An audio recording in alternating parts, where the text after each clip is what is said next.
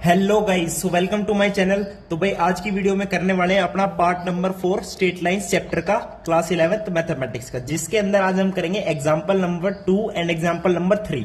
ठीक है जी, फटाफट इन्हें करते हैं, अपना वीडियो को फिनिश करते हैं। तो भाई लास्ट वीडियो में हमने क्या डिस्कस किया था? Angle between two lines. Angle between two lines, तो उस एंगल जो था, मान लो एक एक्यूट एंगल है थीटा। मैंने क्या बोला? थीटा अपना क्या है? एक्यूट है। तो टेंजेंट थीटा मैंने क्या बताया था आपको? m1 माइनस m2 अपॉन में 1 प्लस m1 m2 उसका मोड, क्योंकि एक्यूट होने के चलते टेंजेंट थीटा आपका क्या है? ऑलवेज पॉजिटिव आना चाहिए, तो इसलिए मैंने इसको मोड लगाया था। ठीक है जी। एंड m1 m2 क्या है भाई? जो दो लाइंस है, एक L1 एक L2, तो उनका ये क्या है? स्लोप है। m1 L1 का स्लोप, m2 L2 का स्लोप। ठीक है, तो ये हमने लास्ट वीडियो में डिस्कस किया था। आप जाके वीडियो को जरूर देख लेना और चैनल को सब्सक्राइब जरूर कर लेना अगर अभी तक आपने नहीं किया है तो एग्जांपल नंबर 2 देखते हैं क्या है।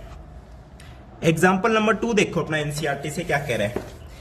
Angle between two lines is π/4 and slope of one of the lines is 1/2, तो find the slope of the other line. ठीक है जी।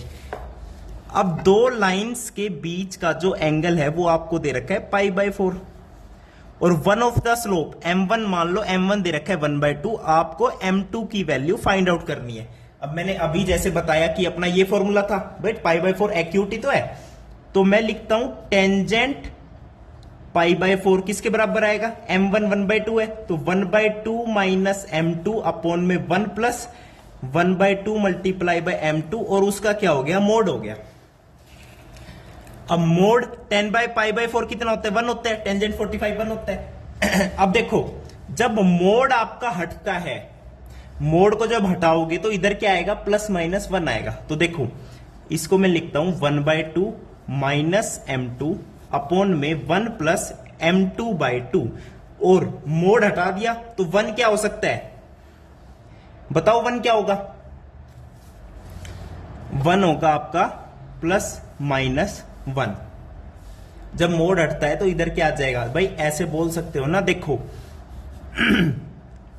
Mode of x is equals to 1 है, तो x is equals to plus minus 1 ही तो आएगा भाई। x की जगह चाहे प्लस 1 रख दो तो भी आंसर 1 आएगा, माइनस 1 रख दो, मोड तो है ही बाहर, तो भी 1 आएगा। समझ गए? इसलिए मैंने इसको मोड हटा के प्लस माइनस 1 रखा है।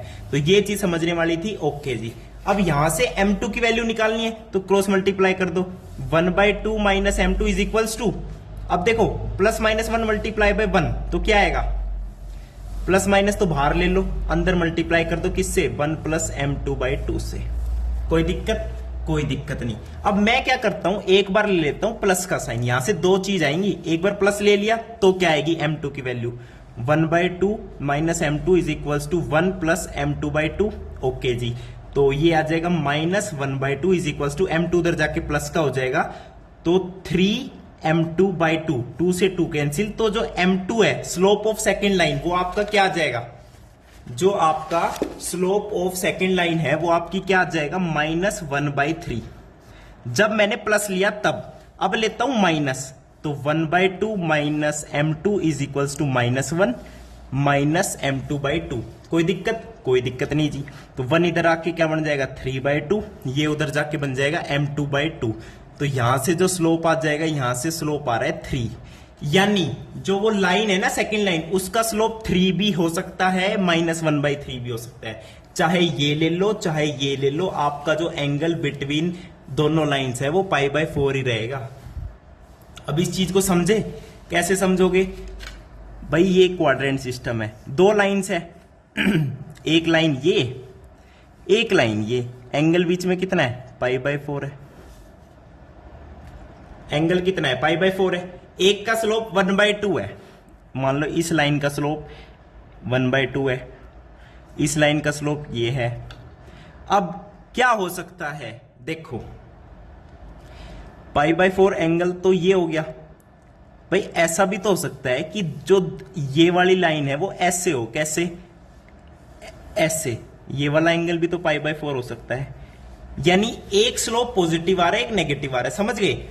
तो हो सकता है कि या तो दोनों लाइन ऐसे हो, ऐसे बन रहा हो पाई बाय 4, या दोनों लाइन ऐसे हो, एक का नेगेटिव स्लोप हो, ठीक है, उसके बीच में पाई बाय 4 हो, यानी दोनों स्लोप आपके पॉसिबल है। कहने का मतलब ये है। इसका प्रॉपर डायग्राम आपको एनसीईआरटी में गिवन है, देखो कहां दे रखा है भाई, ये रहा, देखो हो सकता है ये वाला पाई बाय 4 हो सकता है ये वाला पाई बाय 4 हो। ये वाला कब है, जब दोनों लाइंस का स्लोप पॉजिटिव है, एक का 3 एक का 1/2, और हो सकता है एक लाइन ऐसे हो, एक का स्लोप नेगेटिव हो, तो जो नेगेटिव स्लोप है वो -1/3 हो जाएगा, इस वाले का 1/2 हो जाएगा। समझ गए, इसलिए m2 की वैल्यू 2 आई है, इस चीज को समझना है, ठीक है जी। तो ये था आपका एग्जाम्पल नंबर 2। अब चलते हैं अपने एग्जाम्पल नंबर 3 पे। चले, चलो जी, एग्जाम्पल नंबर 3 में क्या कह रहा है, देखो भाई स्लोप का बड़ा इंपॉर्टेंट रोल है। Line through the points this and this is perpendicular to the lines through the point this and this. तो एक्स की वैल्यू बतानी है, बता देंगे जी। देखो 2 पॉइंट दे रखे हैं, एक दे रखे -2,6, एक दे रखे क्या 4,8। कह रहे लाइन थ्रू दिस, इन दोनों पॉइंट से एक लाइन जा रही है, एंड 2 पॉइंट्स और दे रखे हैं 8,12, एक पॉइंट दे रखा आपको x,24, इन 2 पॉइंट से भी एक लाइन जा रही है। कह रहे ये जो लाइन है ना दोनों, ये आपस में परपेंडिकुलर है। ये तो खैर पैरेलल सी बन गई, ये परपेंडिकुलर है। देखो कैसे, ऐसे है ये लाइंस परपेंडिकुलर। एक ये पॉइंट मान लो -2,6, ये पॉइंट मान लो 4,8। समझ गए, ये चीज नहीं है कुछ भी। यानी इन दोनों पॉइंट से पास करती हुई लाइन, इन दोनों पॉइंट से पास करती हुई लाइन आपस में क्या है, परपेंडिकुलर है। तो मैंने बता रखा है जब 2 लाइंस परपेंडिकुलर होगी ना, तो उनके स्लोप का प्रोडक्ट -1 होगा। स्लोप के प्रोडक्ट का आंसर -1 होगा। तो एक इस लाइन का स्लोप निकालो, इसका निकालो, मल्टीप्लाई करके इज इक्वल टू -1 पुट कर दो, एक्स की वैल्यू आ जाएगी।